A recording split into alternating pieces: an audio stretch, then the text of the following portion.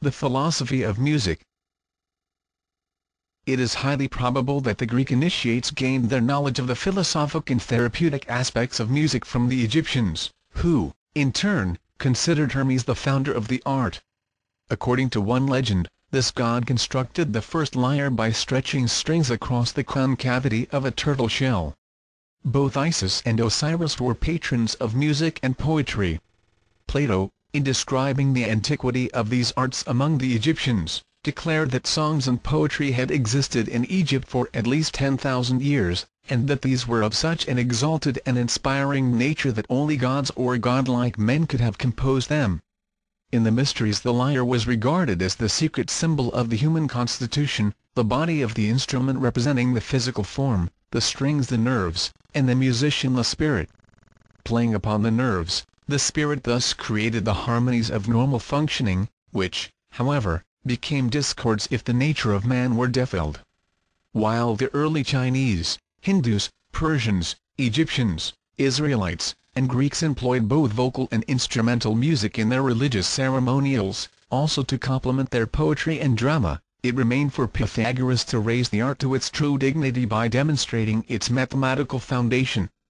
Although it is said that he himself was not a musician, Pythagoras is now generally credited with the discovery of the diatonic scale. Having first learned the divine theory of music from the priests of the various mysteries into which he had been accepted, Pythagoras pondered for several years upon the laws governing consonance and dissonance. How he actually solved the problem is unknown, but the following explanation has been invented. One day, while meditating upon the problem of harmony, Pythagoras chanced to pass a brazier shop where workmen were pounding out a piece of metal upon an anvil. By noting the variances in pitch between the sounds made by large hammers and those made by smaller implements, and carefully estimating the harmonies and discords resulting from combinations of these sounds, he gained his first clue to the musical intervals of the diatonic scale. He entered the shop, and after carefully examining the tools and making mental note of their weights, returned to his own house and constructed an arm of wood so that it extended out from the wall of his room. At regular intervals along this arm he attached 4 cords, all of like composition, size, and weight. To the first of these he attached a 12-pound weight, to the second a 9-pound weight, to the third an 8-pound weight, and to the fourth a 6-pound weight. These different weights corresponded to the sizes of the brazier's hammers. Pythagoras thereupon discovered that the first and fourth strings when sounded together produced the harmonic interval of the octave, for doubling the weight had the same effect as having the string.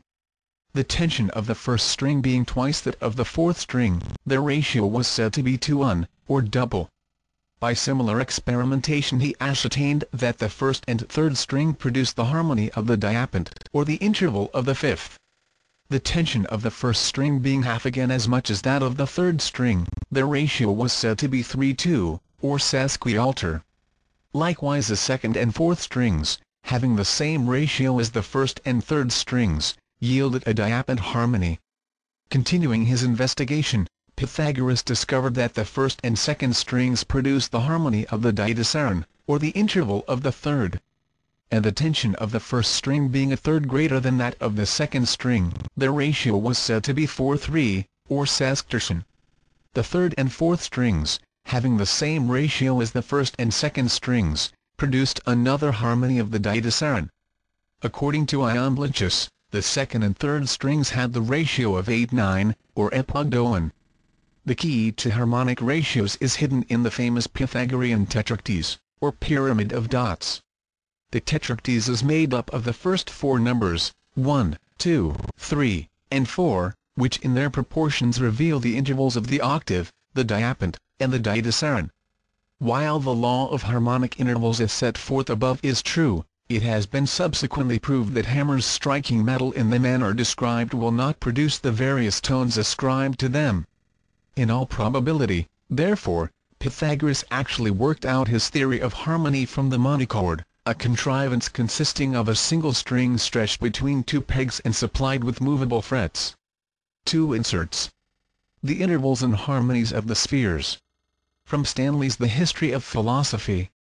In the Pythagorean concept of the music of the spheres, The interval between the Earth and the sphere of the fixed stars was considered to be a diapason, the most perfect harmonic interval.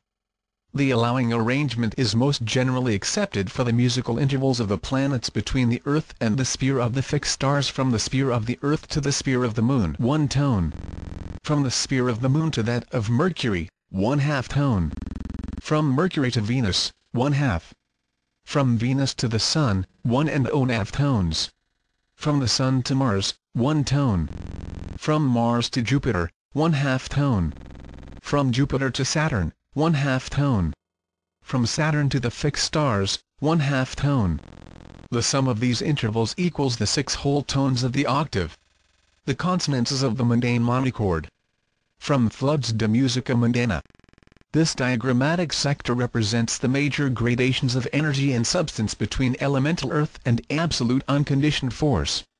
Beginning with the superior, the 15 graduated spheres descend in the following order: limitless and eternal life, the superior, the middle, and the inferior empyrean, the 7 planets, and the 4 elements. Energy is symbolized by Flood as a pyramid with its base upon the concave surface of the superior empyrean, and substance as another pyramid with its base upon the convex surface of the sphere-not planet of Earth. These pyramids demonstrate the relative proportions of energy and substance entering into the composition of the 15 planes of being.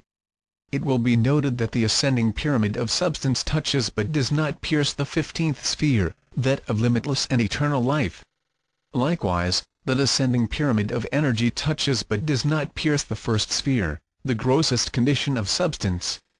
The plane of the Sun is denominated the sphere of equality, for here neither energy nor substance predominate. The mundane monochord consists of a hypothetical string stretched from the base of the pyramid of energy to the base of the pyramid of substance. Continued. To Pythagoras, music was one of the dependencies of the divine science of mathematics, and its harmonies were inflexibly controlled by mathematical proportions. The Pythagoreans averred that mathematics demonstrated the exact method by which the good established and maintained its universe.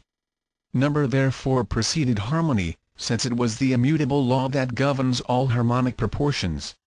After discovering these harmonic ratios, Pythagoras gradually initiated his disciples into this, the supreme arcanum of his mysteries.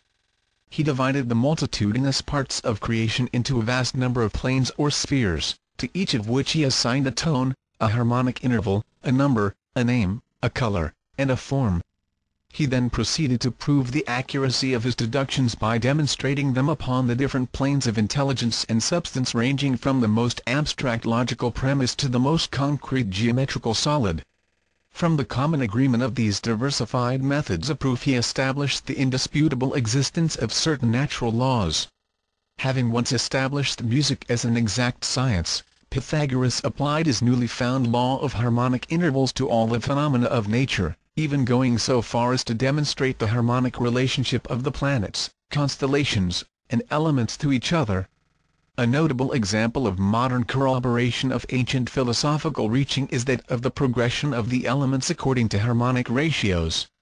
While making a list of the elements in the ascending order of their atomic weights, John A. Newlands discovered at every 8th element a distinct repetition of properties. This discovery is known as the law of octaves in modern chemistry. Since they held that harmony must be determined not by the sense perceptions but by reason and mathematics, the Pythagoreans called themselves canonics, as distinguished from musicians of the harmonic school, who asserted taste and instinct to be the true normative principles of harmony. Recognizing, however, the profound effect of music upon the senses and emotions, Pythagoras did not hesitate to influence the mind and body with what he termed musical medicine. Pythagoras evinced such a marked preference for stringed instruments that he even went so far as to warn his disciples against allowing their ears to be deafened by the sounds of flutes or cymbals. He further declared that the soul could be purified from its irrational influences by solemn songs sung to the accompaniment of the lyre.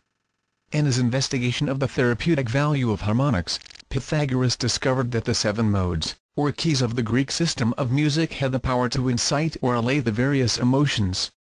It is related that while observing the stars one night he encountered a young man befuddled with strong drink and mad with jealousy who was piling faggots about his mistress' door with the intention of burning the house. The frenzy